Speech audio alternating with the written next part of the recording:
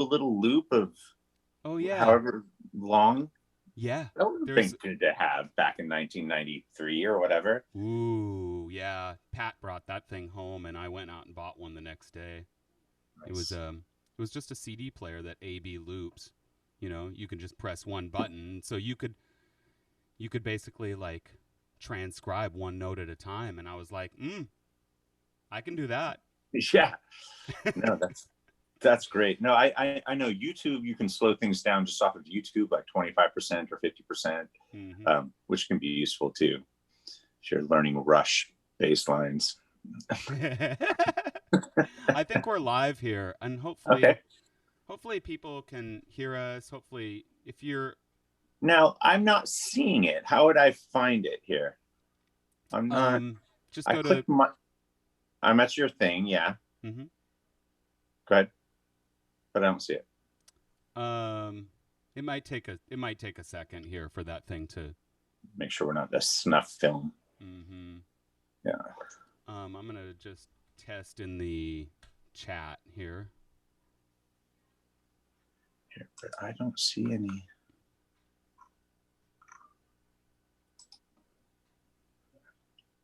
Oh, if we go to videos. Yeah, maybe just refresh on musiceducationforall.com. Yeah. And Jane is right over here, so maybe she can check out, make sure that we're live. And if Right. anybody's out there, you could just say something. I'm gonna start some music a little bit so we can have something to. Sounds good.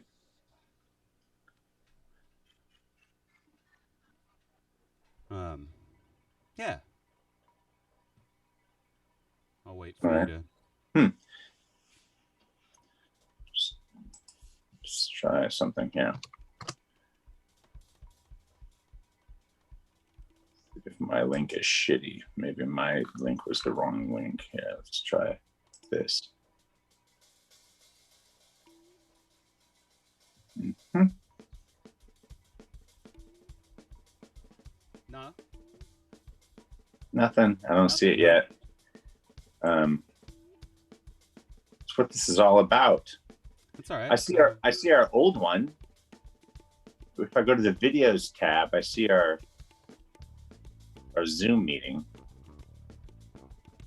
Um, interesting. Because I'm watching it. I'm actually. Yep, I'm actually watching that live. Hmm. Um, All right. we could always try it again. Here.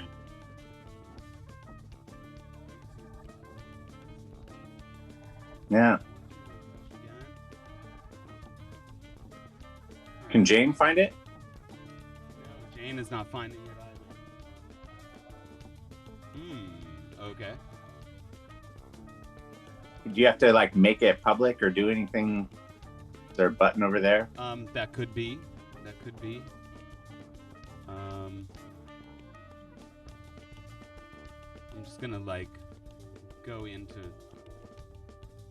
the kind of back end of it and see if.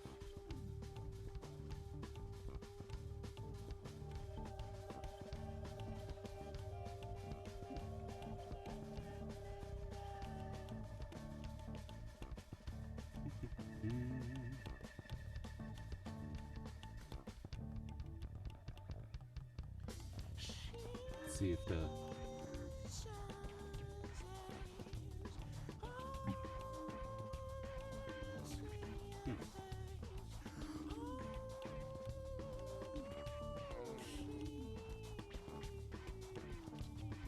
video link.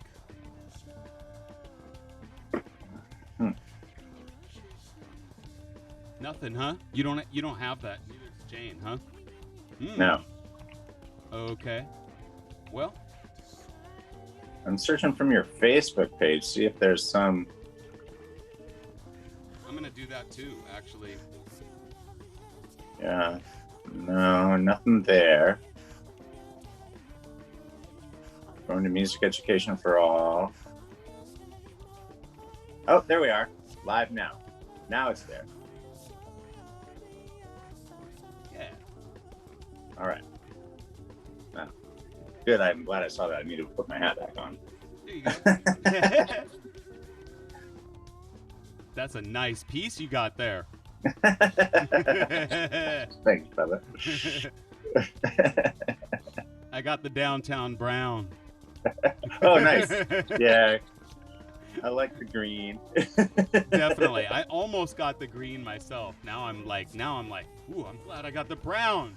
Because we can all have different Ethan Eubanks bullshit hour hats. Right. This is a lot of Ethan representation here. I've got the classic red time. Why not design? I saw that. Yeah. I saw that. That is super cool. So if anybody's listening, maybe you guys could just jump in the comments in the chat and just say hi, like so we know that we're not the only two people in the room. Right. It does right. No, I think we are the only two people right now. Yeah, it's cool. I mean, it'll take a minute for people to just jump in there as we're getting going. How was teaching today? It's pretty good. Yeah. I have like a personal ear training vision with my kids. Like a lot of what I didn't get growing up is what I tried to provide, an ample portion to my students. So we always hit the ear training really hard, and it's impressive how quickly kids can have that and how useful that is. Like, I don't know, for some reason in the 80s in Eugene, I was just absent from what people were teaching. Yeah. So, but no, it was good. It was good. Not bad. 3 lessons, not too bad. Nice. Where are you teaching at?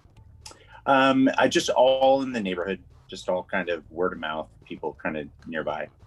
Yeah. That's awesome. Yeah. No, I've never had this many students. In New York, I always would have like 4 students, or 4 would be a lot. Between 0 and 4, and now I've got like 12 or 13 or something.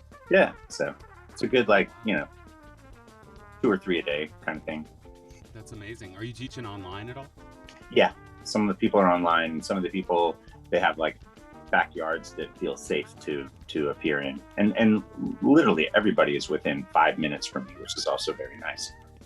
That's so cool. Which neighborhood? Except for one student in San Francisco. I've got one student in San Francisco. Nice. And which neighborhood in Portland are you guys in? I'm in the Hawthorne, cool. Between Division and Hawthorne on 37th. Yep. So the Baghdad Theater, just go down. Yeah. Yeah, it's great. Oh my gosh, it's chock full of kids, all my son's age. Mm-hmm. And the schools are great. Community's great. I'm so happy here, Mark. That is so cool. Yeah. That is so cool. The Hawthorne neighborhood's a lot of fun, I have to say. Yeah, it's so cool. Man, do you know what that was like in the 70s? I've heard from the old timers, the originals that stayed through it all, right? And now it's so gentrified, and every shitty old house is being replaced with a massive, 4,000 square foot monstrosity now. Oh yeah. Oh yeah, absolutely.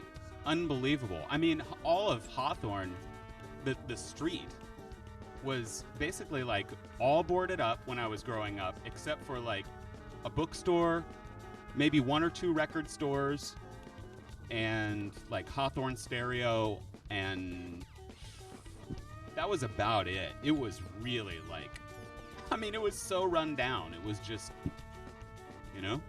Yeah, and there's some remnants of that time still holding out, which I actually kind of appreciate. Yeah. And they have their own charm now, but no, it's not that way now.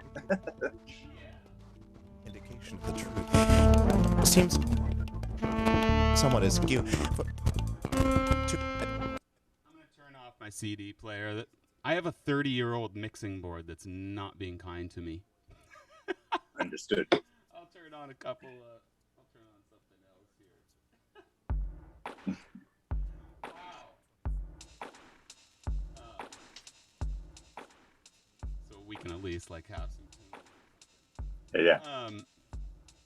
Wow, that's cool, man. Well, I don't know if anybody's here. What in the world, guys? No chats? Hey, Jane, could you maybe say something in the chat, like, so we know that the chat is... Huh? Oh, really? Oh, yeah. Cool. All right, we got 3 people here. What in the world? Very good. It's cool. Well, maybe we should just, like, get going and... I don't know. Yeah. All right.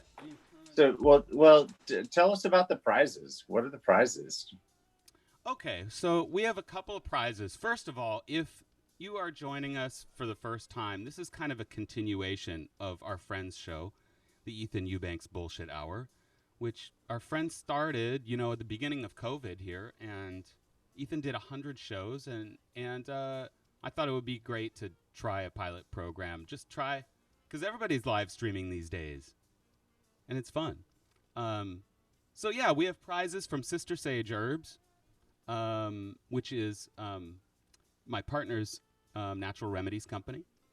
And I will show you what that looks like. That's right here.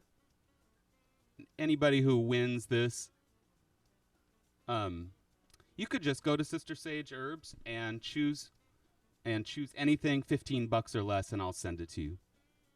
You just email me at mark@sistersageherbs.com. Winners, yeah, you can choose whatever you like. This is the Holy Mama tincture that we make. It has holy basil in it, and this is for stress. And can anybody use a stress formula these days? And this is wonderful stuff. It's made with holy basil, which is an herb that's been used in Ayurvedic medicine from India for 5,000 years. It's an incredible tincture. This one. This is just one thing that we make. Make a lot of stuff. You can check it out at sistersageherbs.com. Here, I'll post the link right here.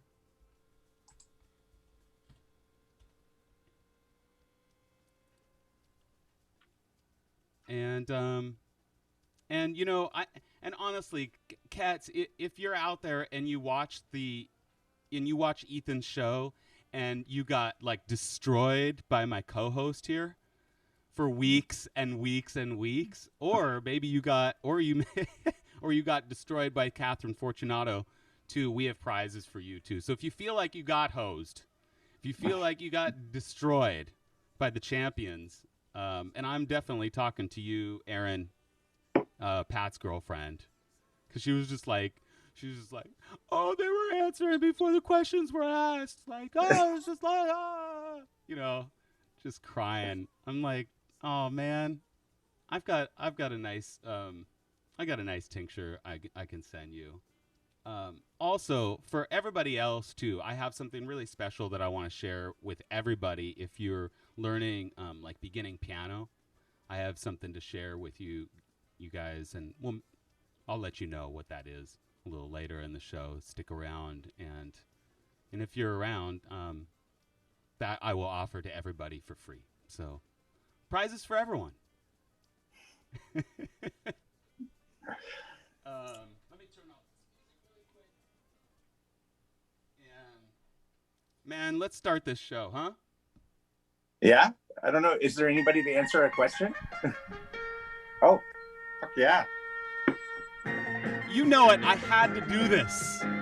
I had to start with the Blazer trumpets. Come on, man. All right, cats, welcome to Trivia Night. Tonight's film is Round Midnight, and by the French director Bertrand Tavernier. This is our pilot program, zoomed to YouTube. My name is Mark Fendel, and this is Music Education for All. We're broadcasting live from West Seattle and from Portland. Plenty of prizes for our winners, as I just mentioned. And, this is truly an honor to be speaking to my old friend, Jeff Langston. I didn't even realize we have some other friends in common, which is super cool. Speaking of my co-host for the evening, we'd like to introduce the former trivia champion, Jeff Langston.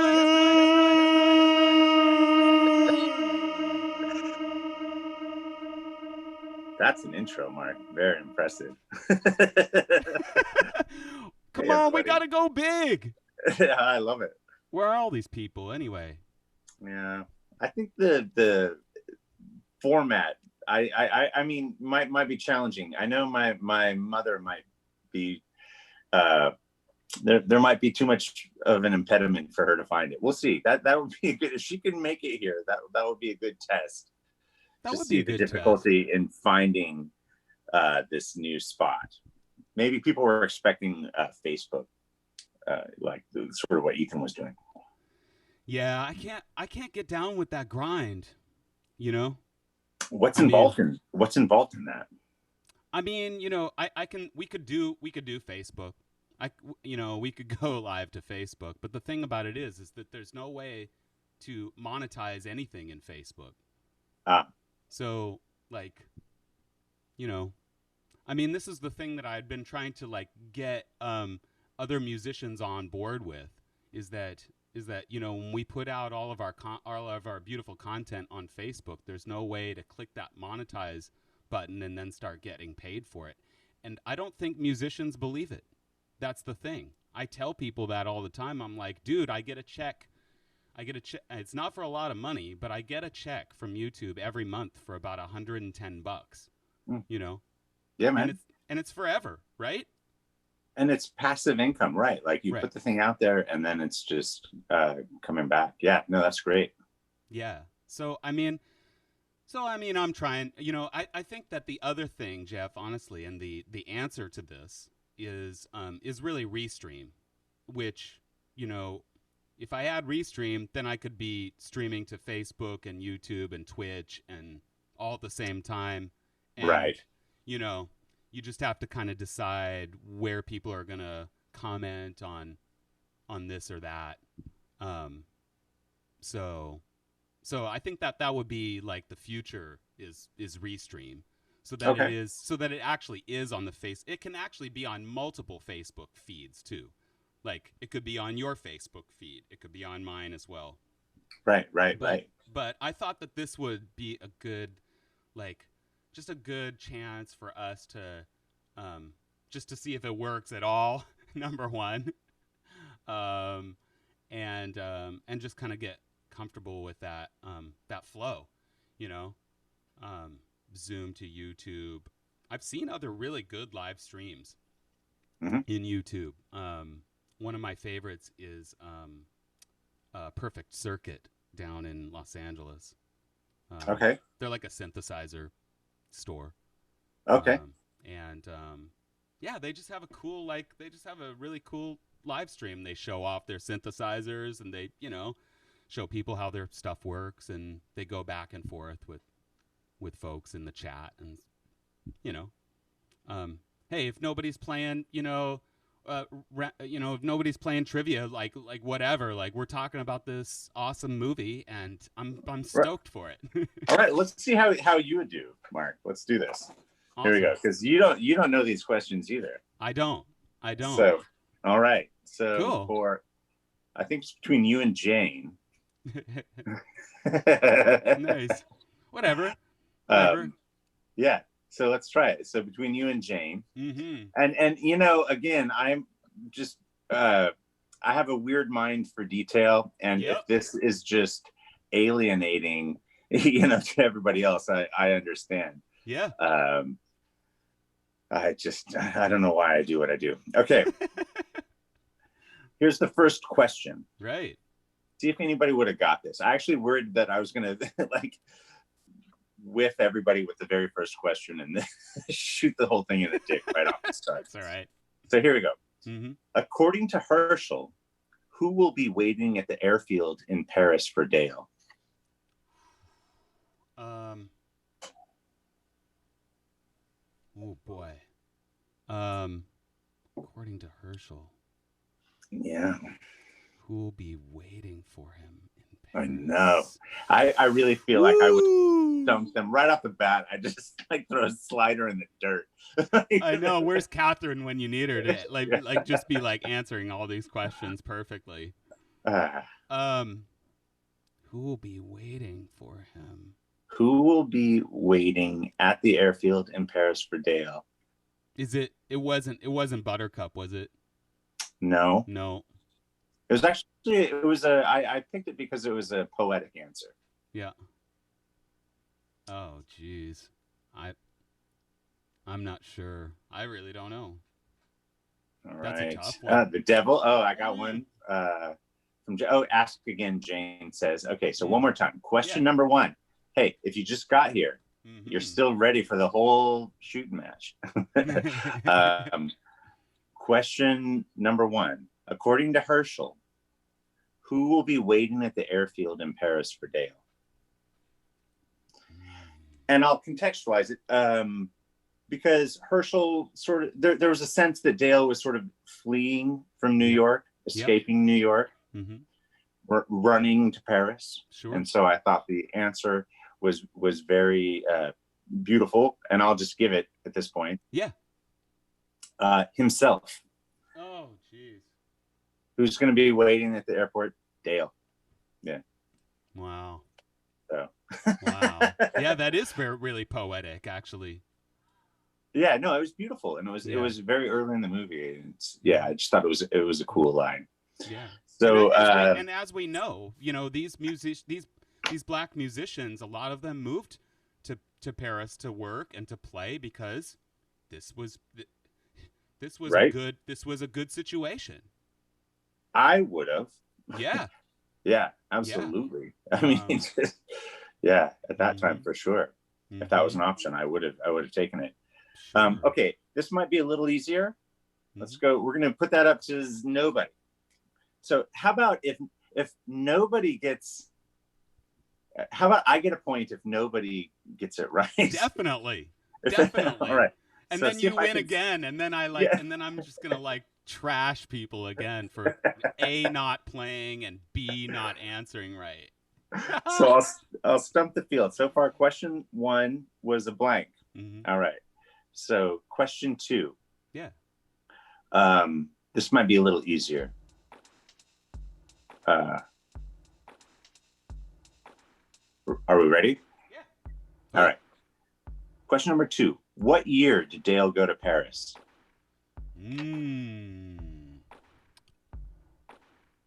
Well, we'll wait a few minutes to see we'll wait a second, see if people can see if somebody jumps in there. Maybe Jane's got that. In the interim, I'm gonna crack my second 22 here. Heck yeah. In the interim, what were just your overall impression of rewatching this film? Oh my gosh. I was blown away. I sort of inexplicably in tears a lot of the time. Certain things just would make me cry. Certain things that Dexter Gordon would say, I would just start crying. Yeah. The accuracy, the honesty, just the style of the film was so good. The idea of the Francis character, just somebody who is so moved, like he's sitting in the rain outside, of the club when and the guy asks him for money, and I love the end, if I had any money, I'd be fucking in the place, Yeah. Just the spirit of appreciation and being moved by art, the way that the Francis character was. I don't know, really touched something. I don't know. I found it interesting. Yeah. Just why that. Oh, we got a winner too. No, we don't. Close, but no cigar. I think I know the answer, but we'll keep on going. Yeah, I totally agree. I thought that character was, I really identified with the Francis character, and just watching the film again, I was in tears in multiple times in the film. I think that it is a beautiful portrait of a story of a couple of months of somebody's life, and particularly that narrative of that era of jazz musician. I think that there's really no waste in the film. There's not one corny, dumb line there's not one line that I'm just like, ugh, you know? Oh. I didn't do that. And so many good lines. Like, even a common whore. She hangs up, you know. Right. He calls back, no. Even a common whore. He comes back with the line twice. I know. With like, watch her kid. Yeah. No, it's so good. Yeah. Yeah, and I loved the way that they recreated those sets, and it was beautiful. That was so beautiful. Seeing the Blue Note set like that. I mean, I agree. I mean, it made you feel like you were in that club. And the last thing that I want to say about this movie and I really think that this movie has held up just tremendously. In fact, I think better than ever. I think it is definitely, you know, for a feature film, it's undoubtedly the best jazz film ever made. Yeah, I think without question. Yeah. And as we were talking about earlier, I just don't think it's going to happen again either, unless Herbie Hancock manages to do something, you know, like. But I'm just kind of doubting that. I think this was a one-time shot, and they nailed it. I'm going to read the back of this record liners here in a bit, but just so that people can understand. But yeah, so much fun revisiting this movie, and I just gotta say, like, the movie is packed full of music. Yeah. I mean, performances right there. Exactly. They're playing the music that you're hearing, which also separates it from a lot of other bullshit music movies. Right. The literal live performances are happening there, which was brilliant. All right, well, should we go? You want to give a shot? So I'm going to give it a shot. I'm saying 59. I thought it was 59. All right, Mark Fendel. It's on the board. All right. Suckers. Mark Fendel. 1. Oh, yeah. All right. It's great. And, I love it. I love it. Okay. All right. So going on to question number 3. Yeah. Okay. And really, there are a lot of questions, and the field is wide open. So, you know, oh my God, this mongrel figured all this out, and I'm here. Great. Who is that? Who is Beckars?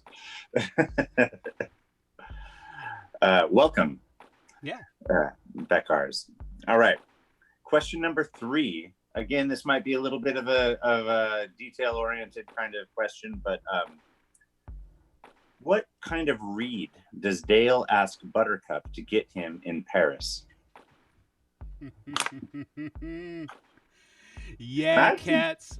This one I definitely do know, but I'm hoping that y'all will get it. And I do actually would want, you know, once we'll let some time go by so people can answer, but I would love any insights into his answer. Is it because I didn't. Hey, Jane Simmons. Oh, Jane Simmons. No, she's up there. Jane is on the board. The Rico happiness is a nice wet. Rico yeah. So what's the read. deal? Why did Buttercup say that was a strange read? The Rico number 3. I really don't know why she said it was strange. I mean, I always kind of thought like that Rico was kind of like the lower end of saxophone reeds, you know, like, but I have no idea. Like, maybe I don't know why she kind of dogged that for a second, but yeah, that was kind of weird, right? Right, and as somebody completely ignorant to mouthpiece dynamics and reed, you know, aspects of reeds, it sounded good. I mean, I like the idea that he has some esoteric reed, but is that not an esoteric reed? No, it's actually pretty common. I mean, a number 3 is kind of a medium hard kind of. So the harder the reed, the more the more air it's going to take to vibrate that reed. So Okay. if you're like Charlie Parker and you're just a total beast and you're playing fives, you know, it's basically like way harder to blow on a number 5 reed and make it sound. But if you do, then your sound is just going to be like massive, you know. Wow, Like, did Charlie Parker play a 5? you know, I've heard stories like that, but I'm not. This is all kind of conjecture, I think. I know that he tended to play harder reeds. Okay. I do know that. And, you know, judging by, you know, the stories that people say, you know, Charlie Parker could fill up a whole room, no microphone or whatever, you know, that makes a lot of sense to me. Sure. You know, that he played super hard reeds and you know, like, that's not something that you can just really get into right away just because you want a big sound or something, you know, like, that takes a lot of, like, embouchure strength and building up to having that kind of strength to make the thing vibrate, you know. But it's awesome. Pretty esoteric. I think Rico is just, you know, over the years they were kind of, at least many years ago, they were kind of like the kind of the lower end, you know, saxophone reed. Now they have like different, I think they have different kinds of, you know, Rico reeds. So, but yeah, you know, a Rico number 3 is quite a basic thing, you know, like. Okay, interesting. So that's cool. Yeah. I like looking behind the curtain there a little bit. Thank you. Yeah. Cheers. All right. So number 4.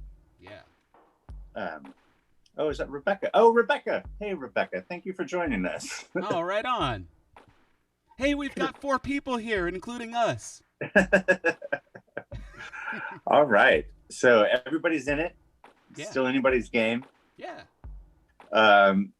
Question number 4. Does Herbie Hancock have a badass striped suit? First answer. That is a very good question. I can't remember. Well, I wouldn't give it away anyway, but I do remember. I feel like that you can compete freely. I think you're in it. That's right. I don't know any of the Right. answers, so no, I want to give people a shot. I'll only take a shot if people can't, like, you know, if people don't know or whatever. But I remember seeing Herbie. I think he had one line in the film after the gig. I mean, maybe you have that as a question, but it was just cool. Like, I don't know. I felt like it was so cool to see Herbie even though like he doesn't have a lot of lines, and Bobby Hutcherson got like a kind of a nice little cameo role. I agree. You know, and I don't know. I thought it was just so cool to like see my heroes like have like one line in the film. You know. Absolutely. Now I want to say, Jane Simmons, it's a 50-50 shot, and really, you gave about the only answer that you it won't work. Probably, but I don't recall noticing. 50-50, Jane. Come on now. Yeah. Take the shot. Does he have Take the shot. Does he have the nice suit or not? A striped one. Oh dear. Medals for head joints, silver, gold, all different tones. Oh, interesting. Mm-hmm. So I think Rebecca is joining us on the mouthpiece discussion. Oh yeah, that's cool. Yeah. All right.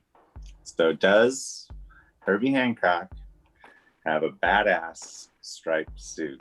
Mm-hmm. You see a few times. No. Incorrect, Jane Simmons. Incorrect. Jeff gets it.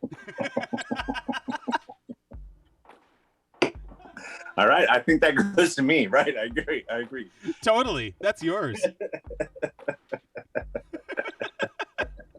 50-50, All right. Jane. Nope.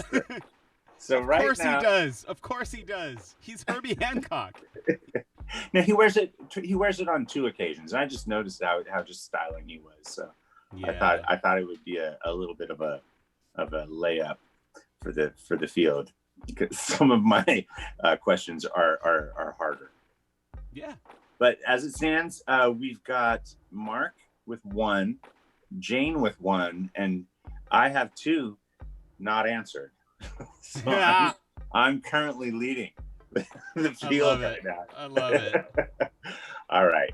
And I got to remember, too, to account for a time lag. I'm not sure. Yeah, we need more contestants, but we are what we have. Yeah. We're having fun. Good. And, like, you know, if you are watching this after the fact or whatever, you know, hopefully you're learning something about the film and you go and watch it now because it's one of the greatest music films of all time. It really is. It's art. It's so good. Yeah, completely agree. Yeah. All right. Gene Simmons champ. All right. Here we go. Question number 5. Name 2 of Dale Turner's favorite tenors. Oh, yeah. I know I got this one. Yeah. Mm-hmm. Now, you're not typing your answers in, though, Mark? I can. Well, I feel like if we're, we want to have legitimacy here. All right. in terms of, who gets it. Not everybody has an open mic, that they can. All right. I'm definitely going to give them another, 10 seconds or whatever, because I know there's, a little bit of lag. And I want people to, I want people to answer the question before I destroy you on this one. All right. So Doria N.U. Yo, you know Joe. Do you know Joe, Mark? Do I know Joe? Joe Doria? Yeah. Yes, I do. Yes. Oh, okay. Joe Doria is the leader of a band called McTuff that I play in. One iteration of McTuff. He's a Hammond B3 organ player that I've known since December 19th of 1995, the day I moved to Seattle. Awesome. Okay. Cool. Yes, History. I know Joe. Very good. Well, okay, and Rebecca, no clue on the 10. Did you watch the movie, Rebecca? Did you watch it? Mm-hmm. Oh wait, we're still getting Selmer, Mark 6. Jane, you did not understand the question. The question. Oh God! Oh my gosh! No, I take responsibility. Jane, I'm so sorry. Name 2 of Dale Turner's favorite tenor saxophone players. Mm-hmm. Fair enough. Okay, and Rebecca did not watch it. Well, you've got a good chance, though. You still got a good chance. If you like tenor players, just name a couple, and you might have a shot. Yeah, you're probably. I mean, and supply and demand. We'll reduce it down to 1 if we have to. Can you name 1?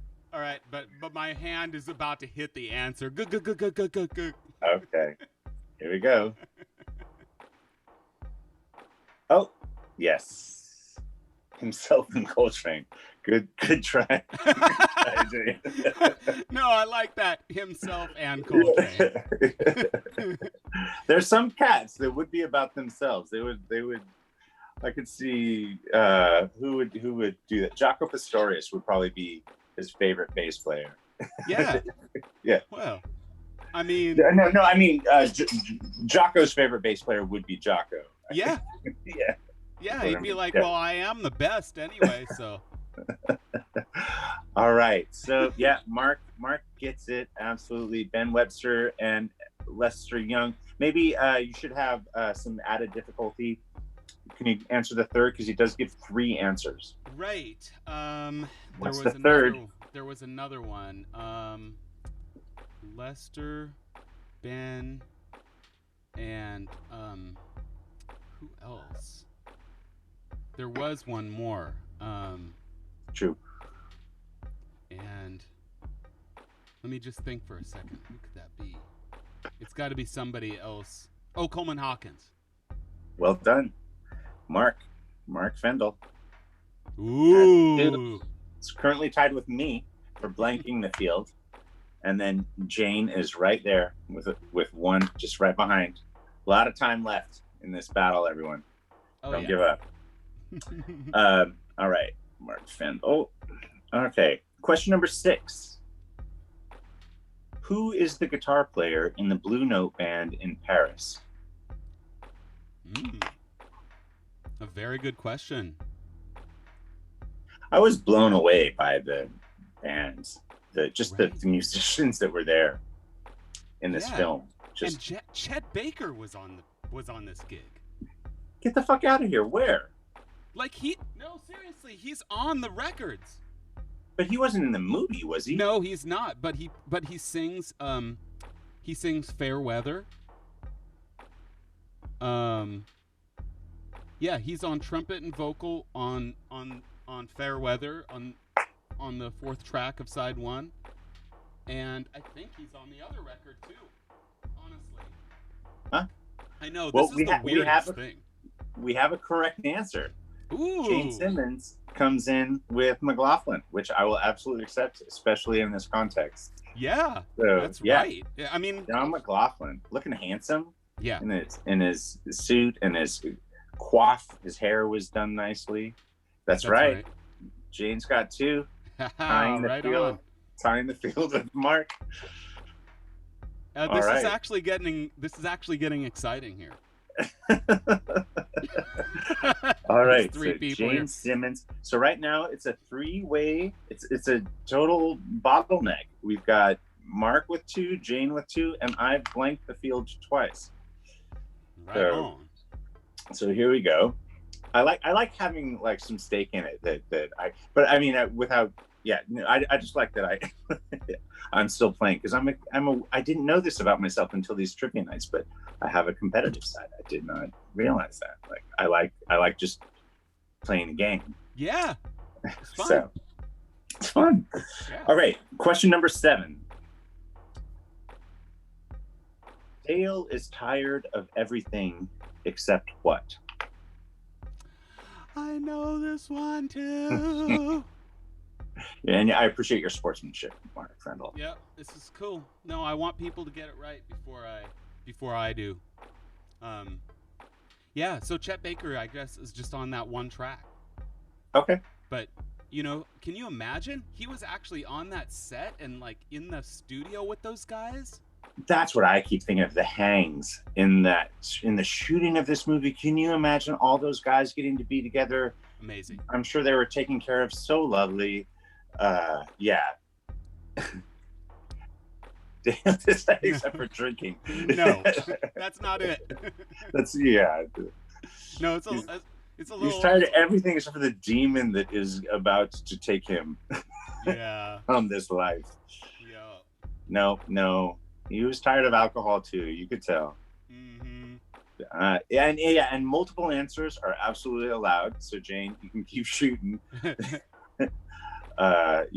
the BS. No, he was tired of the BS too. Wait, will you ask the question one more time? Sure. Dale is tired of everything except for what? Right. Got it. Which I thought was a very cool line in the film. That's right. Yes. And he makes that point beautifully. And what he says, you know what he says is like, you're kind of like, of course. Right.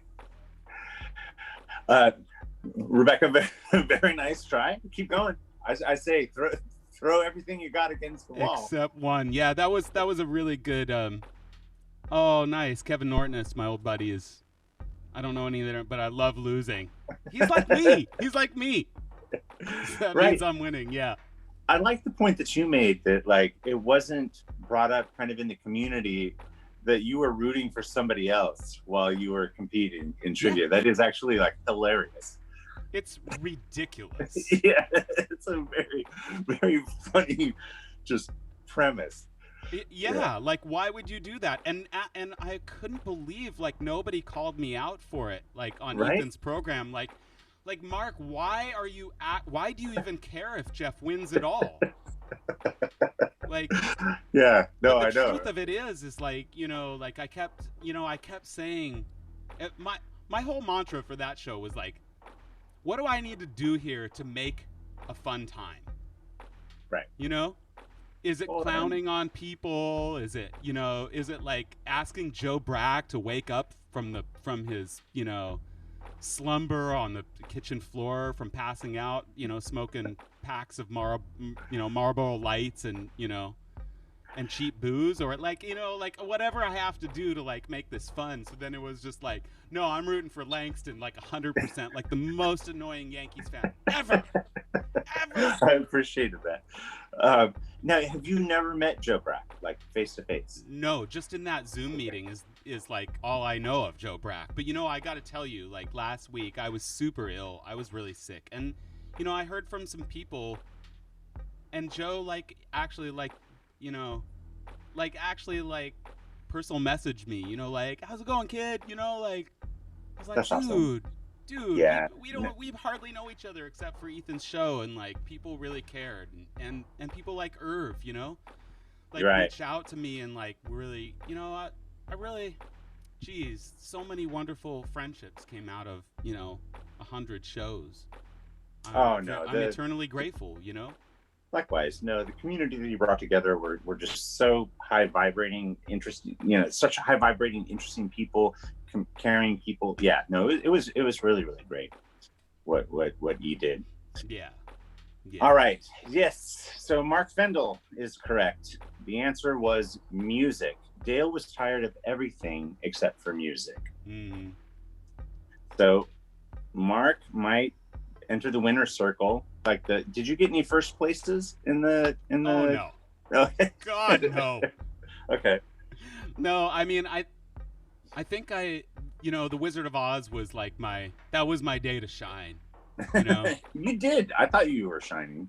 Oh, I felt so good about it. Like I knew I was gonna like go down to Catherine because like everybody loses, to you and Catherine. I was like, but I was like, I just want between my sister, who is like incognito until the end, everybody's like, who is this Raina Zach?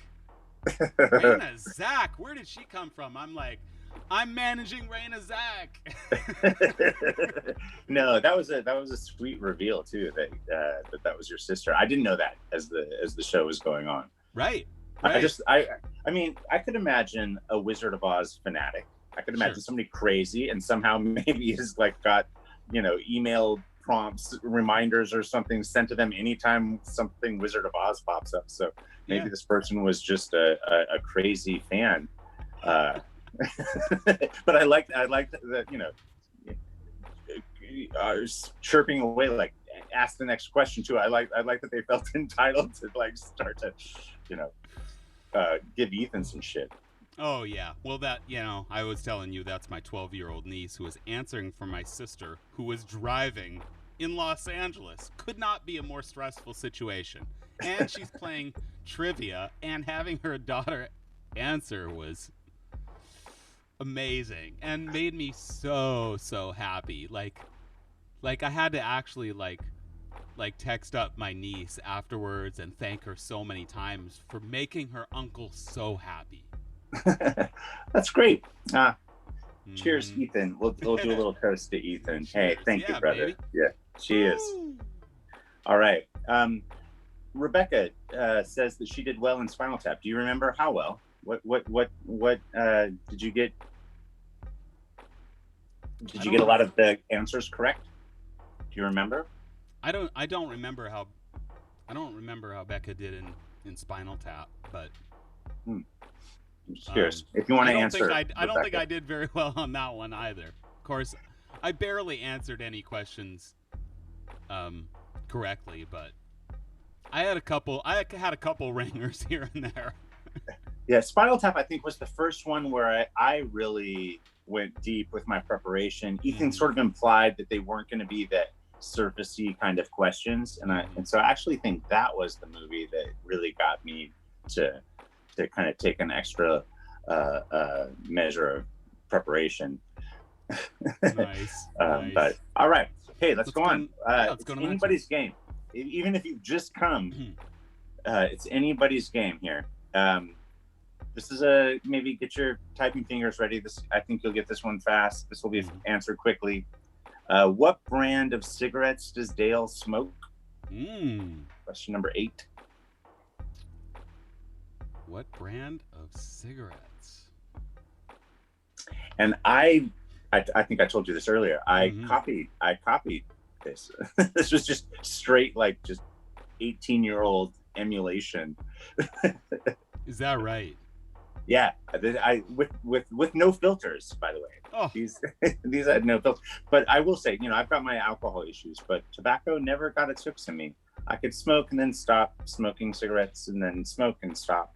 So, Yeah, I'm kind of the same way with tobacco. I like this. Kevin Nortonus, weed. Yeah, that's incorrect. my old buddy. Okay. Jane Simmons, Marlboro, incorrect. And I'm clearly copying Ethan's answering style. Ethan is a big influence. Incorrect. Yes. Yes. So I'm going to just adopt these mannerisms. Totally. I loved those. I loved the way that he said that. How gold was, Ethan's interactive, just his talent for interacting and improv, sort of spontaneous improv was really fun. Yeah. It was just something I really loved in the bullshit hour. Totally. He's a wonderful performer, and he made it a good time, Okay. All right. I think cats, Mark, man. I appreciate your sporting pause. So Mark, if you want to answer. Oh. Yes. Did I get that right? You did. Maurice Caldwell, Lucky Strikes. I'm sorry, that is incorrect. That's a good. That's a good guess, though. Yeah, Lucky Strikes were as classic as the correct answer, which were Pall Malls. So Dale smoked Pall Malls. All right. So that goes to Mark Fendel, who is widening his lead. I'm hoping some of my questions are a little bit harder. Let's see. So between you and me, Mark. Hey, it's Here we cool. Well, my buddy Maurice is here. We got some ringers. I don't know. Maybe people, checked it out. Maybe they'll get lucky. All right. Question number 9. What song does Darcy Lee sing with Dale at the Blue Note in Paris?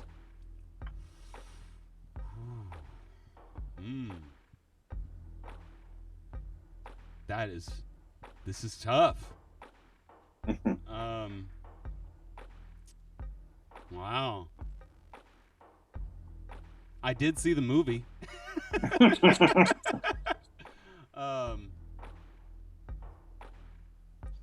Oh, I realized I'm not typing. I think it's okay if I'm not typing the questions. Yeah, that's all right. I think it's okay for now. Yeah, I mean, nobody's freaking out. A great ad for cigarettes would be someone who says whatever comes to their mind. They could say, "I like cigs, just like me," without a filter. Yeah. Very good, Kevin. Exactly. Jane Simmons, Autumn in Paris, incorrect. Oh, so close though. Come on.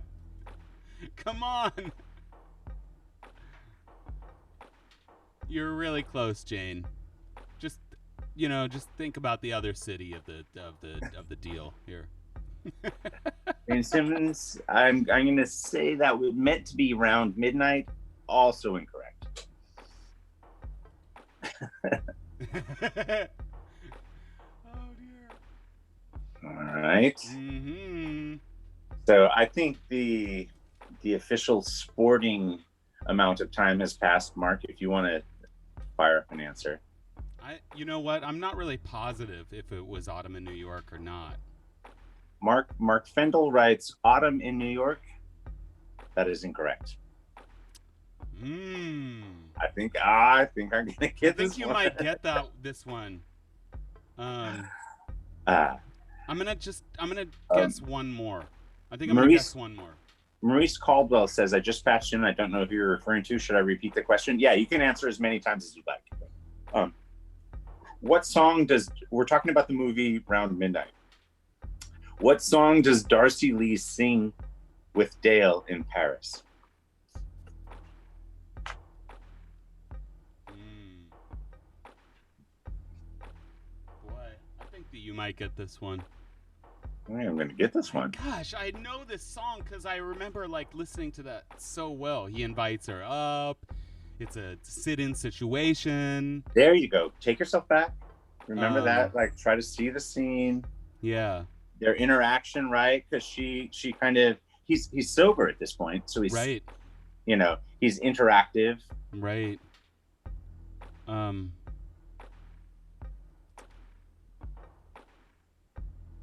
know it's not Come Rain or Come Shine. Oh, I can't remember what song it is.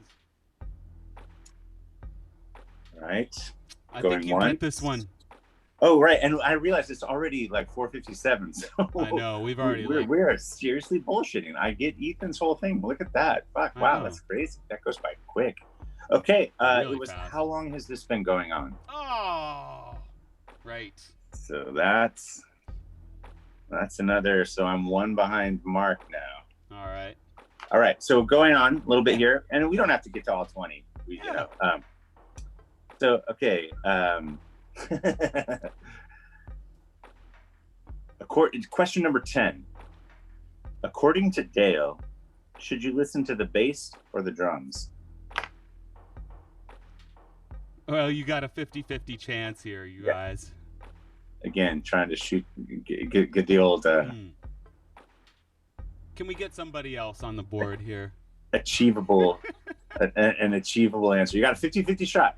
Yeah, come on, guys. According to Dale, he tells Darcy Lee, well, actually, Darcy Lee tells Dale that he told her this, but yes, Rebecca is on the board. Right on. I like it.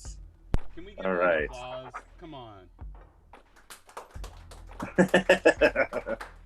That's right. The bass. Listen to the bass.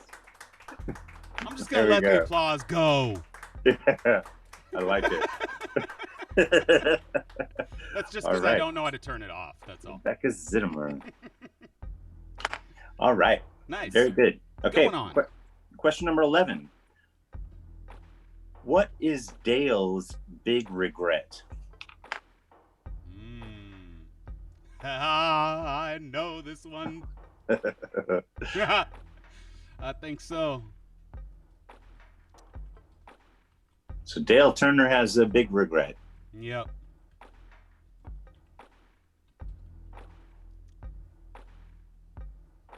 Come on, Jane. We took notes on this. You remember this. But everybody was correct, too. I want to go back to the last answer. Everybody got it right. Jane Simmons got it right. Mark, you got it right. Maurice Caldwell, you got it right. Jane Simmons, that should have been his answer. But that was not what was said in the movie. Yeah. Although he does say he does that's make true. light That's of true. that. I might, depending upon, and actually also Rebecca's answer too, implied is that he regrets drinking. Mm-hmm. I think that's definitely, in the ballpark. Yeah, but this was a very specific thing about his career. Right. Mm-hmm. It was asked by Francis. Yeah. Directly. Mm-hmm. But and the answer is so interesting, and the outcome of the answer, is really interesting. Like thinking about the answer, this sounds like truth. I agree. This sounds like a real truth. And I'm going to put the answer right in. Here we go. Yes. Not playing for the Count Basie band, because what, Mark, did Count Basie say to him? He said that something to the effect of, we can't have two band leaders in the band at the same time. He didn't play with Elvis, Rebecca. That's exactly right, Mark. No, You know Dale wanted to play with Elvis, even though I'm sure he did. That seems like just like his kind of guy. Totally. I mean, this is good for your career. All right, Mark Fendel, the first person to 5.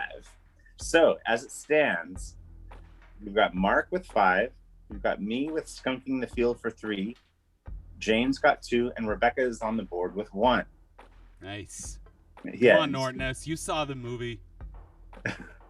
All right, going right on. Number 12. What changes in Dale's performance after he stops drinking? I felt like this was one of these, like, I think a French director might have this sort of gesture in his film, because it wasn't like hitting you over the head with it, but it was at the same time screamingly obvious. Yeah.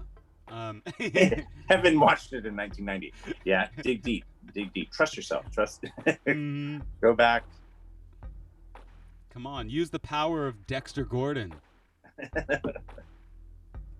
Is Kevin Nortness a saxophone player? Yeah, well, Kevin and I went to Wilson High School together, and then and he lives up here in Seattle, and Kevin rented from Jane and I for 10 years here at the house, and he helped start Music Education for All.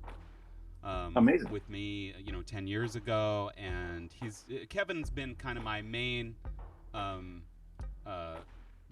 colleague in music here, for the last decade, and we've started several groups, and lots of recordings together, and he's a multi-instrumentalist, and Kevin plays lots of things well, and I hate that. No, I don't. It's an incredible friendship, and Kevin's one of the most talented people I know. And cheers to Kevin. So cheers, here you brother. go, Kevin. Thanks for showing up, Kevin.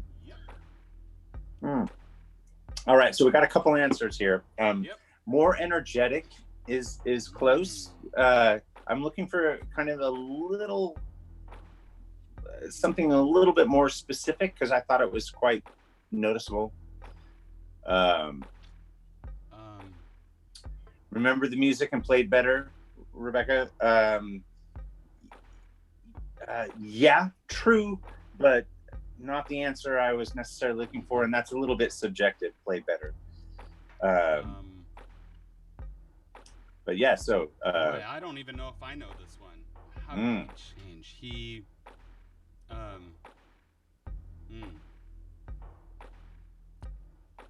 I think you got me on this one. I feel good about Stumping the Field on this one, only because I think this was a cool part of the film. He stood up. Once he stopped drinking, he started standing up. Before, while he was drinking, he was always shit-faced, like, holding on, sitting on. But once he swore to Frances that he wouldn't drink anymore, he was standing up. And I liked just that little detail in the film. He didn't throw up, it's true. He didn't throw up. No, Rebecca, but yeah. That's right. He is standing up at the end of that film, playing. And, he started standing up. Once he stopped drinking, he started standing up. I like that. So there's definitely like an evolution of something that happens, in the film. That the positivity, like has from the Frances character has a noticeable effect. Oh yeah, no, I mean, I wonder. Almost felt implied that if he had stayed in Paris, that maybe Dale would have lived longer.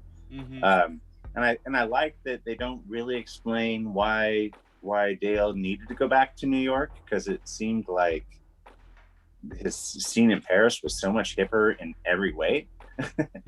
But I also, but actually, now that I say that, I'm thinking, and this isn't a question, so this isn't giving any questions away. That scene at Francis's daughter's birthday, where she blows out the candle, but you kind of see Dale. She ends up giving Dale a candle to blow out, but you notice him like just in another world, and I could see him, maybe Dale Turner, in this French family. Everybody's speaking French. He's probably understanding 50% of what's being said, and maybe that's sort of what stirred up the feeling of wanting to go home. Even though home is shittier than this beautiful place where you are revered as a king. Right. It's yet another amazing aspect of this film, which got 100% on Rotten Tomatoes, which is just fucking unbelievable. And did you see like Siskel and Ebert's like review of this from like whatever 1990? I did not, but I wish I did. It's amazing. Like Roger Ebert says this is the best music film I've ever seen. And I think he's correct. Yeah, I don't think there's a better film. Yeah. I mean, I was shocked. I did not think that those guys would review this as well. But they absolutely loved it. They talk about Dexter Gordon, and they just talk about how much wonderful music was presented and how much people could learn if they just watched the film. So you know what? Wow. And goddamn, if that film just does not hold up so fucking well. Yeah. Amazing. I mean, there is no other film like it from the 80s. I agree. No, it's so good. It's actually, now I'm thinking of something that's interesting too. It's such a European American collaboration too. Yeah. I think the fact that the director was French and didn't feel the gravity of the American film conventions, perhaps, or maybe had that different sensibility, kind of in the way that, I don't know how much you've toured Europe, Mark, but the European appreciation of what musicians are doing and going through is just in another class to our country. It's just I mean, the same band touring in the United States and then goes to Europe, just the accommodations go up by 2 measures in Europe. Everything is just more appreciated and considered, and so I think this movie is a perfect confluence of the French director and the American musicians. It's incredible. Yeah, Kevin, please go watch it again. I was just in tears. I hadn't watched it since I was a teenager, and it's powerful. All right, number 13. This is a bit of a layup, I think. What song does Dale record in the studio? Ooh. Oh, maybe not. All right. So again, question number 13. Mark Fendel might not know right off the bat, so quick fingers could win this point. What song does Dale record in the studio? Yeah, as people are trying to answer that, I'm just gonna, as we're talking about like how this Jane is actually Simmons. done. Oh, Jane got it. Jane Simmons, correct. I had it was.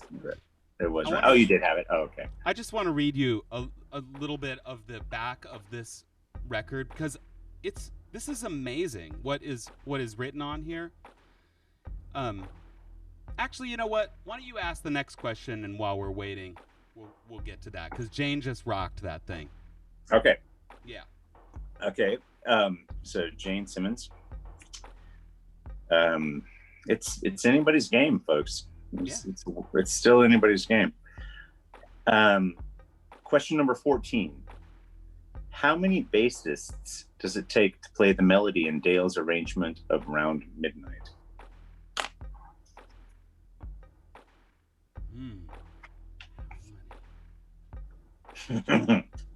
Clint Eastwood did not produce this film, actually. That was Bird. This one was Bird, produced by Irwin Winkler, co-produced by Irwin Winkler. Do not confuse that with the Fonz. That's not the Fonz. Any relation, though? I thought they had to be related. I tried to look, but I just did not see any relation between Irwin and Henry at all. So, anyway. I love Rebecca coming in with the quick answer. Incorrect. 3. But you can keep going. You can keep going. Come on. As we're waiting, I'm just going to read the back of this to you. Round Midnight is the film that no one thought could ever be made. The scattered instances when the film industry chose to deal with the jazz life resulted in melodramatic hipster trash or blackface racism. The chances of an accurate and sensitive movie about jazz were nil, but it happened nonetheless. Director Bertrand Tavernier is a consummate artist who is motivated to bring his love of jazz into his own arena of expression after meeting Francois Padras and learning of Padras's relationship with Bud Powell in the late 50s and early 60s in Paris. And the relationship between Padras, who is a designer, and Powell was a deep, complex, touching, and mutually beneficial one. And the framework of that relationship and many of Francis's reminiscences provide the basis of Round Midnight. And it goes on to talk about, you know, I'm just going to keep on going. Pianist Henry Renaud and Tavernier, producer Irwin Winkler, got in touch with Bruce Lundvall, who in turn put them in touch with Dexter Gordon and Herbie Hancock, the film's star and musical director, respectively. And as negotiations and productions plans move forward, at first the script was given to Dexter Gordon, which was hardly accurate or sensitive. And at this point, Tavernier turned his attention to the script and increased his own input and got it back on track. And it still needed a lot of work if this were to be an accurate film. And a great sign of intelligence is knowing what you don't know and seeking the correct knowledge. And fortunately, Bertrand is the kind of man and artist, and it became a daily ritual for Bertrand and Dexter to discuss each scene and its dialogue every morning before shooting. So Dexter would make many drastic revisions and contribute new ideas, and in most cases, Bertrand would respond enthusiastically, adding that it was most important that the film be realistic and respectful of jazz and the people who had given their lives to make it. So this is it, man. I have chills, man. Like, right? Like, Yeah. I'm almost weeping. Like, that makes me so happy. Like, like somebody went to great lengths to make sure that this was portrayed correctly in 1980, whatever, 6. Wow, I love it. Man, I mean, that's a really heavy thing, and it really goes on to talk a lot more about like the relationship of all these people on the cast, and you know, I mean, geez, I don't know how many times I've gotten a little verklempt, you know, during this whole thing. But even reading those liner notes is amazing. So did we get any right answers here? We do, and once again, now you got a challenger, Mark. Jane Simmons, correct with 2. Rebecca, 3. No, I'm sorry, it was not 3 bassists, but I would love to hear the 3 bass arrangement on that melody. That would be fucking rad. That's right. But in this particular case, it was 2 bassists playing the melody. Who were they? Ron Carter, and then I actually don't know who the other guy was. Do you know? Yeah, that's Pierre Michelot. Are you sure in this? I know that Pierre Michelot was in France, but in the studio, I thought it might have even been another dude. Actually. Oh yeah, that could be different. I'm gonna cheat and see if there's anybody else that I see that's on the. I don't see anybody else that was. So maybe it was him, but it felt like a younger looking guy. That could be. It could have been Mads Vinding. There we go. I bet that's who it was. Yeah, I think that's who it is because. Yeah. All in thumb position. Yeah, I think it's Mads Vinding. Okay, this may be a little controversial. Ron Carter, favorite bass player, love Ron Carter. Yeah. Intonation, little funky intonation. I mean, we try to like, it works for the whole flavor and obviously pocket and everything good, but some of that intonation is really fucking squirrely, especially when you hear it next to Matt's or whoever Yeah. that gentleman was, who's just like Mhm. nailing everything in thumb position, and like he literally does like a minor second kind of like that's how like I play upright bass. Mhm. Often I like to add a minor second kind of gliss to everything I do. Yeah. Yeah. I don't know. No offense, Ron Carter, one of the greats. Love Yeah. his work. Okay. You know what's so we're funny going- is I didn't even notice that. Okay. Yeah. I mean, I noticed that there were two bass players because I was like, ooh, I haven't seen that since Ornette did it. Like, I saw Ornette do that on stage. Check out the intonation of Ron Yeah. Carter's parts. The pocket, the time, it always feels great, and somehow even any pitch issues sort of add to the thing. But sometimes I'm a little like, okay, now, okay, a little more, just a little more in tune, just for me because I'm square. All right, question number 15. Can anybody spell the name of Francis's daughter? I think this is like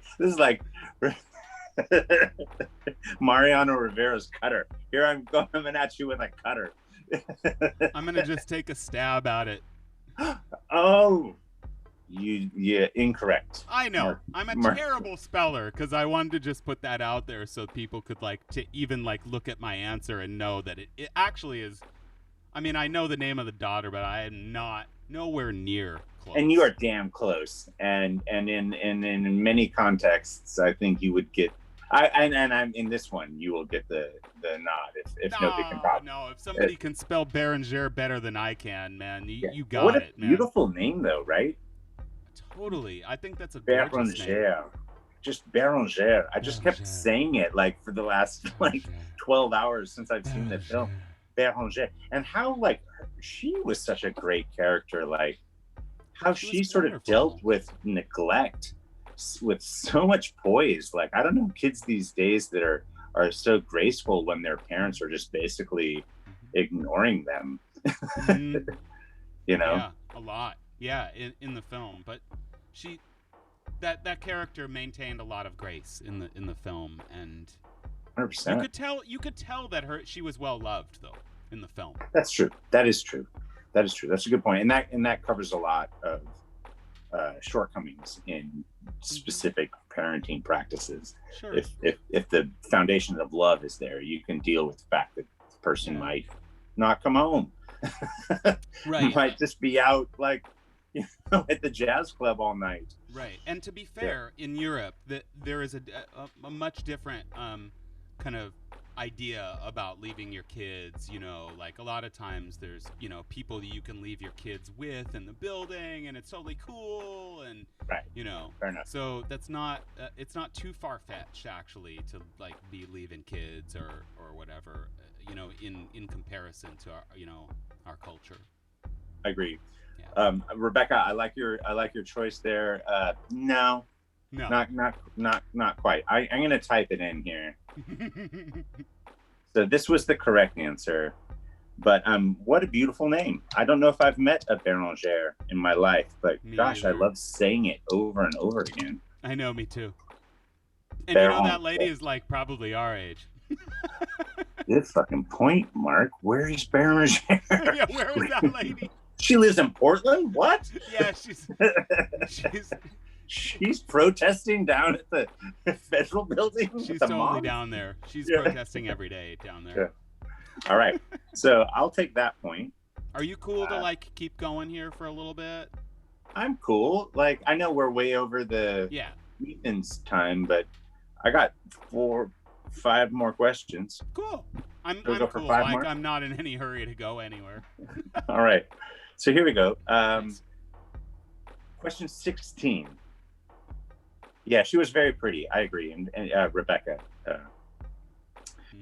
And just her it was something about just her personality or her poise when Francis came home late and she was listening to the wild music, and his response, instead of to like yell at her or anything, he just hugs her. Like again, I just start crying as I watched that movie as a dad who could have left his son while I went to go to my gig or something like that. Just that really hit me. Mm. All right, question 16. It's a anybody's game. According to Goodley, why is the music better in New York City? And Mark cannot answer this because we discussed this earlier. Nice. All right, so question number 16. According to Goodley, who is played by Martin Scorsese, who also was fucking great in that role, so good. Yeah, amazing. Why is the music better in New York City? Yeah, Scorsese's he just seems kind of slimy, you know? Oh my gosh, he was so perfect. Like, how long will you be staying? When he asked Francis, how long will that be? Yeah. You know, and he's like, not very long. And you could see Goodley like, not very long. Okay, good. Like, yeah. Yeah. I loved that part of the film too. I know we were talking about it and seeing New York and seeing just the difference between New York and the rest of the film that's in Paris, and the grittiness of you know of the city, you know, is so stark. I know, 1986 New York too. Because the thing is, actually, I know from just friends, longtime New York residents, there was some great art being made in 1986 in New York. Yeah, no, that shit was spawning a lot of creativity and a lot of, you know, great work. And so we lost something 10 years later with the gentrification under Giuliani in New York. A lot of creative space was eliminated. Yeah. No big surprise. Jane Simmons says because the artists are hungrier, and that's in the ballpark, but there was a very specific kind of wording of his answer. If anybody knows, Rebecca. Yeah. Do you know? Why is the music better in New York? Yeah, that part of the movie, you know, you get the sense. I remember getting the sense seeing the film for the first time. I just remember having that overall feeling of, this is not good. You know, like, this is a bad plan, man. Like, Francis is your buddy, man. He's gonna take care of you. I remember feeling like that sense of like hopelessness, you know, seeing the film for the first time. Or just like, why are you making this choice? Sort of like a nihilistic, self-destructive, like, why are you coming back here? Why wouldn't you go back? But, you know, you got to go home. You know, it's like, you know, we have our families here, you know, like. Right, his daughter. No, fair enough. Exactly. His daughter. Yeah. That's which right. That comes into another question. Jane, no, not because it's American music. Because it was still American music when they were playing it in Paris. But it's better in New York. Going once. Going twice. Oh no, Langston's gonna get it. I'm gonna get it because Mark can't answer. But it was just one of my favorite scenes. But because it's tougher. Because New York is a tougher city and the people are tougher. And you almost saw him looking at Francis in a challenging way. And you saw Francis kind of like, oh fuck, like Scorsese was a great actor in that scene. Yeah. Like he looked almost wolfish, like he was ready to bite or something, or he was ready to go to a level of desperation that Francis was too refined to kind of go to. I don't know. There was, which is a very American quality. Yeah, and a very New York thing to say too. I think, right? Kind of, you know. Yeah, absolutely. Yeah, just this, like, you know, kind of presenting tough as a New Yorker, because this place is huge, it's dirty, it's big, it's ugly. New Yorkers are just tougher. Yeah, that's right. You know? Yeah, no, it's crazy. And to think, musicians are just not coddled in any fucking way or supported in any way. And they still keep going. They're still up for it. All right, so I'll take that one. All right, you get that one. All right. Okay, question number 17. Everybody's doing great. Name two players in the New York City rhythm section. So he leaves Paris, he goes to New York, and it's an unbelievable, like, oh my God, look at this band. And the fact that they don't make mention or that they're just casual with this like legendary talent everywhere. So just please, two of them between the bass, drums, and piano, or just one. I definitely have one, but I'll let people see if they. Okay, Mark has to do two. Everybody else can do one, but Mark needs two. This is gonna be. This is a weighted competition. Yeah, I think I have this though. So I'll give people a quick second. Did you happen to see Herbie Hancock accept the award for best score at the Oscars? No. For this movie? No. You've got to go back on YouTube and watch. I will.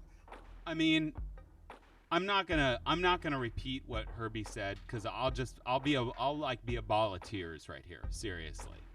Wow. But in other words, basically, he's just like, this movie was made, like for, to paraphrase, to all the people that, that gave their lives to make this music happen. Right. I mean, it's amazing. And Round Midnight won the Oscar for best score. Oh, wow. Great. I mean, maybe I just ruined a question. No, you did not. You did not. That's good. But, Round Midnight won this, going up against Aliens, Hoosiers, The Mission, and Star Trek 4. Nice. Or Bette Midler called it Star Trek IV. I was like, what did you just... Wait, what? Did you just say IV? I was That's like, awesome. Oh my God. And then she's like, Herbie Hancock. I'm like... Oh, watch that. Oh, I can't wait. I can't wait to watch it. Oh, it's pretty cool. It's just cool to see Herbie come up and accept the award. And you can tell he's super nervous about it. But he pulls out this script. He's nervous for like 1 second. And then he just lays down some truth. And you're just like, yeah. Oh, I'm excited. Thank you for pointing that out. That's awesome. Oh, it's so wonderful. Okay, I'm answering this if cats. All right. Boom. Yeah. And bass player, Mark? You can say it. I guess it's Ron. I guess it's Ron. Yeah, Carter. it is Ron. It is, yeah. All right. So, hey, we're going to do the last one because I got to really go to the bathroom. And as opposed to like making like everybody wait for 45 seconds, we'll make this one the last question. We'll go 18 questions. Sure, that's fine. Right. Is that cool? Yeah, it's totally cool. Okay. Last question. Well, now okay. What does Dale hope to live long enough to see? And he gives a little speech about it, and you can name any of the answers. He gives sort of 3 kind of specific answers. So no, you go to the restroom right quick. I'll talk to these. Are you sure? Okay, great. Yeah, oh, I got thank this. you. Thank you. Yeah, Okay, go, great. Go. Okay. All right, we're talking about. Jeez, that's a tough question. What does he want to see? This is tough. I'm not really sure that I have this. But you know what? While we're waiting for Jeff, I just want to, say like, here's another really cool thing that I wanted to tell you. Like, I know that, that, Round Midnight, we haven't even talked about Thelonious Monk, that it is a Thelonious Monk song, after all.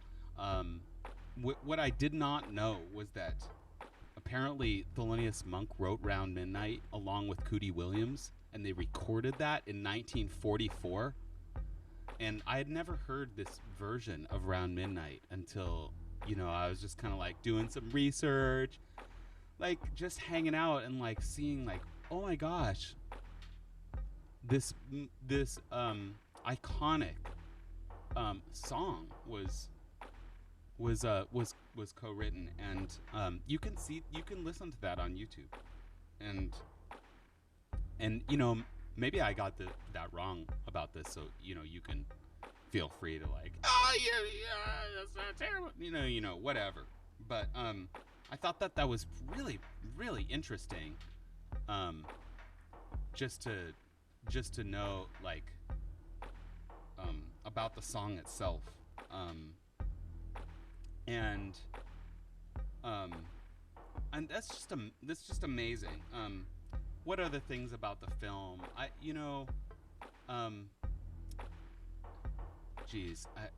I hope that you all, I hope that this is inspiring to all of you to go and check out the film and watch it and really see a portrait of real jazz musicians in their element, not only acting their ass off, but just the music as it's going on is just tremendous. I was just telling these folks, like, I did not realize that Round Midnight itself was co-written by Cootie Williams and Thelonious Monk. Did you even know that? I knew Thelonious Monk, yes. Yeah, I didn't know Cootie Williams. Yeah, I mean, you can go on YouTube, and there's a 1944 recording of this song. And I just did not realize that there was an earlier recording than, I think Monk recorded it with his band in 47, maybe 48. But I think it's 1947 is the Monk version that I know in my head. The alto, like that's my, like, the way that I think of that song. Yeah. But then I heard this Cootie Williams, version of it in 1944, and you can look it up on YouTube, and it's mesmerizing. It sounds all like clean and just like, it's like it's almost like a pop version of the song. In 1944. In 44, yeah. Wow. So anyway, awesome. There's something that you can check out after the fact too. I love it. Yeah. So where are we at 18? Are you cool? Yeah, no, I'm great now. I'm so much better. Oh my God. Good. When I'm not about to piss all over the floor, it's fucking man. Amazing. Oh, well, I mean, like, we can go all night now. Well, nobody's like, tripping, here, obviously. All right. I'll probably take you up. I'll probably take you up on the opportunity myself if we keep going. But what do we got for 18? Okay. So, how old is Dale's daughter Chan? Ooh, right. This hurt. Right. Right. That hurt me in the film. Yeah. Yeah. He gets it wrong, and it's a bummer. He gets it wrong. Like, oh my gosh, just as part of moving to the Northwest was, and not touring was so that wouldn't happen with my 12-year-old son. Right. Yeah, it's been great. Yeah. That's so cool. You just have one kid? Yeah. That's cool. Yeah. So Are you thinking you're gonna have any kids? Oh no, we ain't doing No kids. No. I understand. But like, honestly, like, Jay, I will. First of all, we missed that boat. That boat left. That boat has sailed. Everybody. But you know what, Jeff? Honestly, like, I wouldn't mind helping out somebody else. And if I can, impregnate another person. Well, if I'm in a position where I can, make enough money to be a foster parent or to adopt a kid, I'm not talking about an infant. I'm talking about a child, that needs, like I would consider that. You would be great for that, and that is such important thing to do. Sure. Jane Simmons, 11. Incorrect. Sorry, she was not 11. Oh, so close though. And Rebecca, yes. Did you what?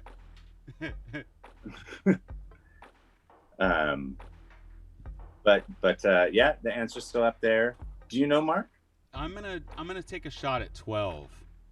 Incorrect. I'm gonna take another shot. I'm not gonna tell you now. I knew that he got it wrong, and I couldn't remember which number it was, but I know that she was, All right, I'm gonna give the answer. She was 14. He says she's 15. He says that he just dig it. turns 15, Dig it. and then you hear her say 14. 14. Right. Yeah, which just and that whole scene where he like talks about how he wanted to bring something back from Paris for her. Like, oh my God, that was something.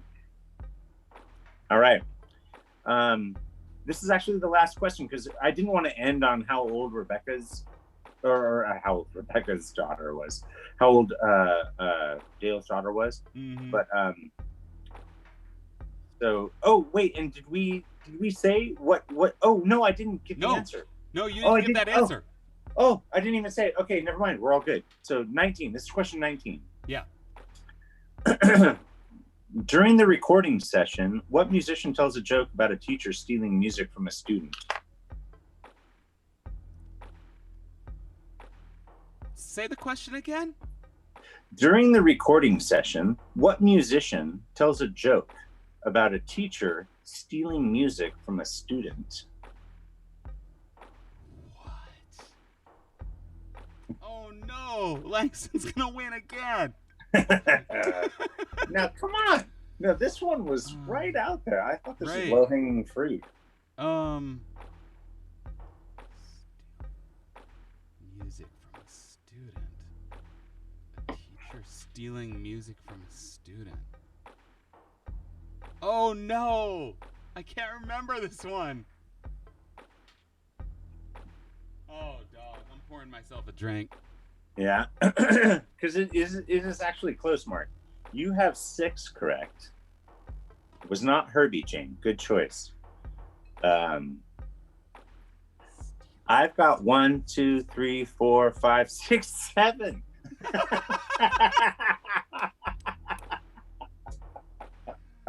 This is awesome. This is just the way it's supposed to be. I think so. All right. So, like, at the end when you win, I'm cutting this promo. All right. All right. Keep going, dog. Okay. I think I'm gonna get the answer. It was Wayne Shorter. It was like a great scene with Wayne Shorter, like classic, like between takes, kind of telling a joke, and actually I liked Wayne's awkwardness. Just I don't know. There was something stilted about how he did it, but I liked it. Yeah, no, he talks about how the student was complaining that his teacher stole from him, and whoever was like sometimes. Oh, right. And the punchline wasn't even better that than great. you. Yeah, well, what's that? I play you better than you. Oh no, that was I liked that one too. Oh, is that what that was different? That was a different one. Yeah, no, the Rebecca, Jeff wins again. Yeah, no, no, it was like sometimes it's more depressing to steal than to be stolen from, or some. It was something like that, and but I thought it was a little tough. I thought the joke kind of was a little stilted, but it was just Wayne Shorter, just chirping. So yeah, I thought people might notice that one. All right, last one. You got me on that one. What does Dale hope to live long enough to see? And this is right at the end of the movie. And he gives 3 specific answers, but any one I will accept.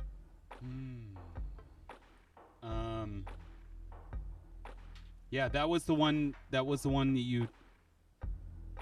We didn't answer. We didn't actually. You asked that question, but we did not answer it. Okay, great. You're right. That's where I had to go to the bathroom. Right. So fair enough. So this is the last one. Jeez. He hoped to live to see. I know. I remember this in the movie, but I'm just not coming up with it. Oh.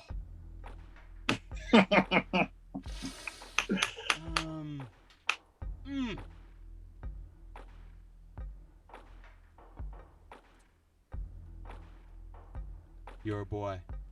All right. Becca said, see his daughter grow up. I wish he said that, but that isn't what he said. Yeah. Yeah, I wish that would have been it too. But what he said was cool. Yeah. Yeah, we'll let these guys going on. We'll let these guys see if they can get it. I have a feeling if you're not firing right off, yeah, this isn't something that will sort of occur to you. No, he said specifically, and this is right toward at the end where you got the feeling that he knew he was going to die. Dale Dexter, an avenue named after Charlie Parker, a Lester Young Park, or a Duke Ellington Square. Right. And just the way that he delivered it, I thought was really beautiful. And what I liked is, or even Dale Turner. Does he even mention himself? Exactly, and he does at the very end, or even a Dale Turner. Yeah. Street. Yeah. Yeah, I do remember that. Yeah, I thought that was a very cool. Yeah, I thought good last question, which I get. So, everybody. Yo, hippies, you suck. Langston takes you down again. 3, 4, 5, 6, 7, 8, 9. So first place is Jeff with 9. Jeff takes you down again. It don't matter if it's in the locker room at Longview. It don't matter if it's the Sun Dome in Yakima, Washington. It don't matter if it's at MacArthur Court in Eugene. Listen. It don't matter if it's Lane County Convention Center. The champ is here. Oh, awesome, everyone. Well, Mark, man, seriously, thank you so much for creating this space. You know, let's keep going. I say let's keep going, and just I don't know if the format alienates anybody. You know, just trying to get to YouTube or whatever. But I think Ethan will probably join us pretty quick. Yeah. You know, and if like all of the work is off of his back, I know that he would I'm sure be involved, you know.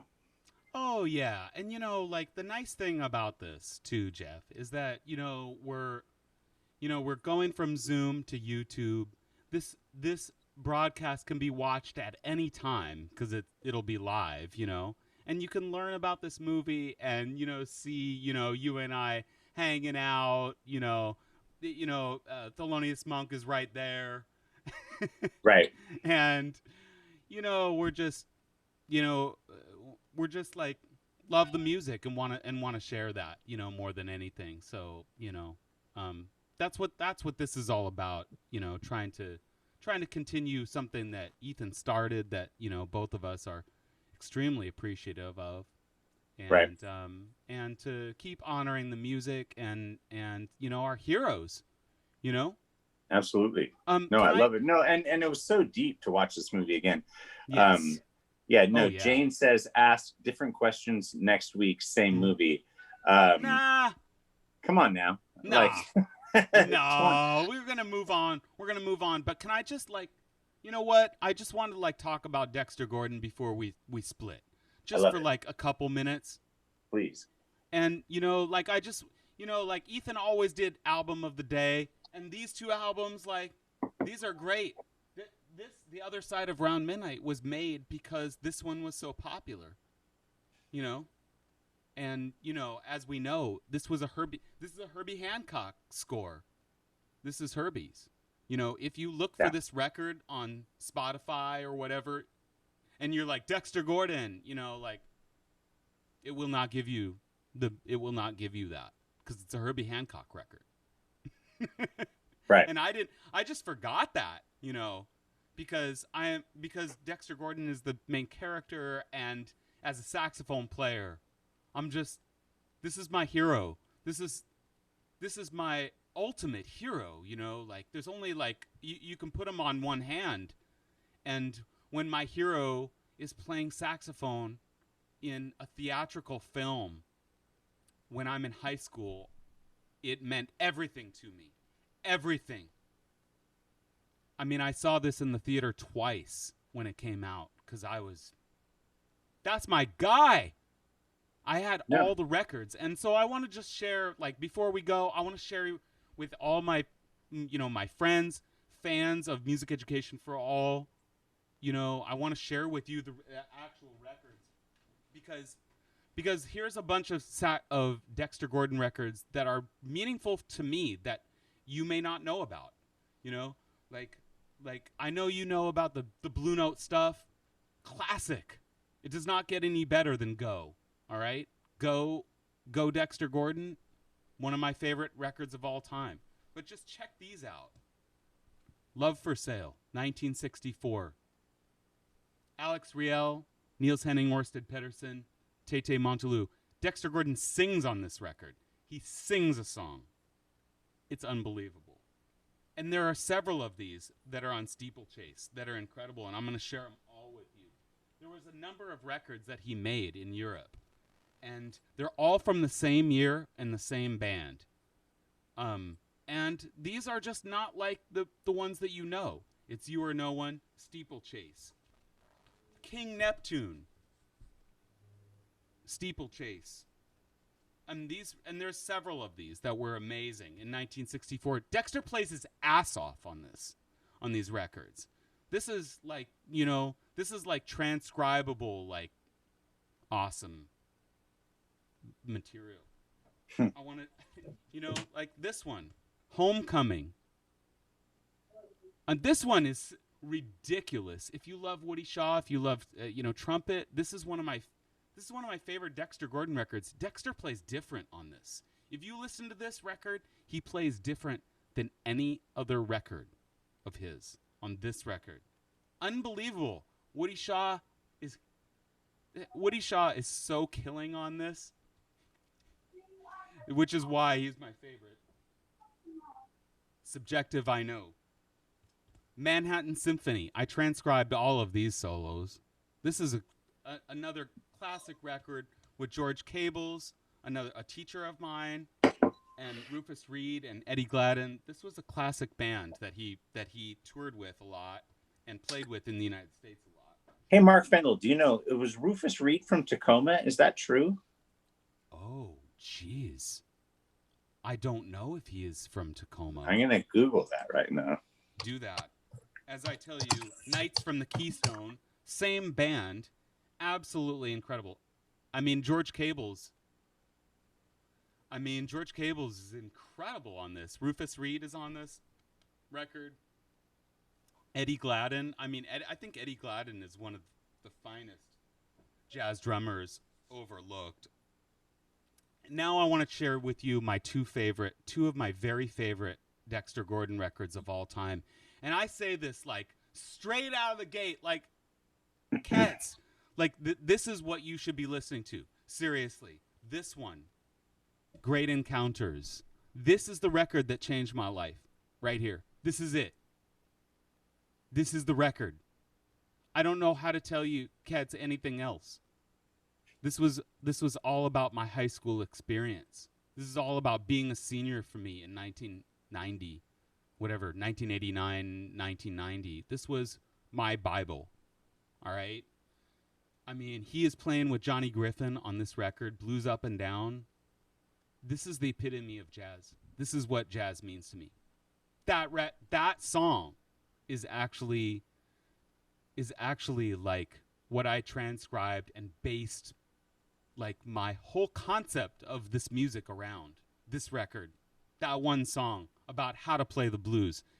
Johnny Griffin solo. These guys go back and forth. They're just like, they're going for it. These guys are like, they are trading 8s, 4s, 2s, 1s. This is like one of the greatest tenor battles ever recorded. Ever. And I will stand by that. The intensity of the music is incredible. It's a live performance, and Dexter and Johnny Griffin are killing it. And if anybody didn't know about Johnny Griffin until this minute, Johnny Griffin is absolutely one of the most important tenor players to ever pick up a saxophone. And this album proves it right here. And Woody Shaw is on this. I cannot say enough for Blues Up and Down. I wish I had my turntable here. I would just put the thing on and like get crushed by YouTube or whatever, because this is so meaningful to me, this record. I learned these solos early on, and it just based my mind on the energy of jazz from this record. Okay, last one. This record, Sophisticated Giant, is in some ways my very favorite Dexter Gordon record, and I'll tell you why. This is a big band record, and the arrangements are incredible. And Dexter Gordon is playing over this big band with Woody Shaw and all these great cats. And Rufus Reed, Bobby Hutcherson, who's in the film, is on this. Benny Bailey, Woody Shaw, all these great guys. And this record is probably my most listened to Dexter Gordon record because of the textural nature of the music. And I cannot recommend this enough. This was a promo copy that I got from KCNR in 1987 when my dad was doing jazz radio in Portland, Oregon. And they closed the radio station down, and all of the vinyl was given to all the jocks. And my dad didn't get really paid from this gig, and it was really a terrible situation, in terms of getting paid to do the work. And the albums got given away, and my dad let me have several of them, which was incredibly influential for me as a kid. Those records from the radio station, I wasn't greedy about it. There was a couple thousand records to choose from. And my dad was just like, go ahead, just choose a few, And I chose about 20 records, and most of them were all saxophone players. They were Dexter Gordon. I chose Dexter Gordon, John Coltrane, and Wayne Shorter, and I went home with about 20 records. And those records changed my whole life. That was it for me, because my dad in 1987, 88, 89, he was really my dad loved jazz and was part of jazz radio and, head of OPB, not Oregon Public Broadcasting, but he did a radio station for OPB, Oregon Public Broadcasting, and anyway, he was very plugged into the jazz community, and these things ended up in my hands, and I played these records to death and learned everything I could from them, and it was an incredible windfall for me, like, oh gosh, here's a bunch of records, Mark, and I wasn't greedy about it, but I took most of the train, and I learned, and I just sat there and learned all that stuff. My dad, was more in, he had gotten into the Blue Note guys. He had gotten into the Lee Morgans and the Dexter Gordons and these guys that were classic Blue Notes. But that's not where he came from. And at the end of that, these are the records that I ended up with. And then I went hog wild, and I would tell my dad, I'm not interested in anything except for Dexter Gordon. We could go to the record store and go record shopping, Dad, but I'm just gonna. That's all I'd go to the train section and grab the whole section and take my allowance money, and that was mine, And Dad would be like, "Hey, Mark, there's a lot of other great music out there besides John Coltrane and Dexter Gordon," and I'd be like, and I would have the same answer, and I'd be like, "Not for me. Not for me. This is all I need today." And Dad would be frustrated with me because, he'd be like, Duke Ellington, there's other great music, Mark, in Louis Armstrong and Duke Ellington, and you should have those records too. And I'm like, not today. So anyway, I just wanted to share how much I love Dexter Gordon and how much all of his records have meant to me, not just Round Midnight, not just this movie. The movie was the culmination. It was the apex of my love for Dexter Gordon's music, which resulted in an incredible film, So that's all I want to add. Thank you so much for hanging out. We're like super over time, but like this is just a fun time, and I hope that people get something out of it. Thank you, Mark. Yeah, thanks for making this happen, man. Yeah, brother. Well, thanks so much, brother, and you know, let's do it again. And you know, I'm not like tripping on like whoever's here or whatever. You know, the music is here to stay. The video you can watch after the fact, and you can learn plenty about this amazing film. And go and, kids, if you're still with me, just go and watch the film. You know, you will be, you will be culturally uplifted by doing this. It's important. It's important. So, Jeff, thanks so much, man. Oh my gosh, Mark, thanks so much for having me, man.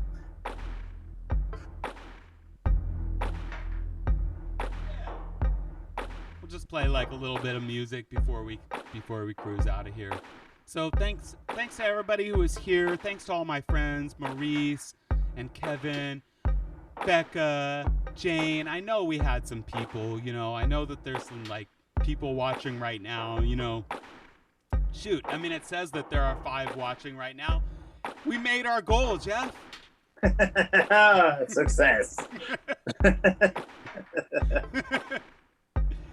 And you know what? Like, even from earlier today, we did that live thing.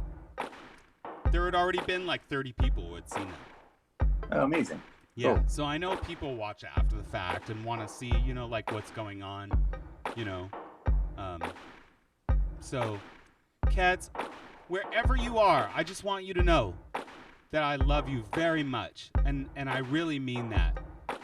You know, and if you spent any time here to take your day out of a busy day or whatever that you do, you know, I appreciate you very much. And you know what?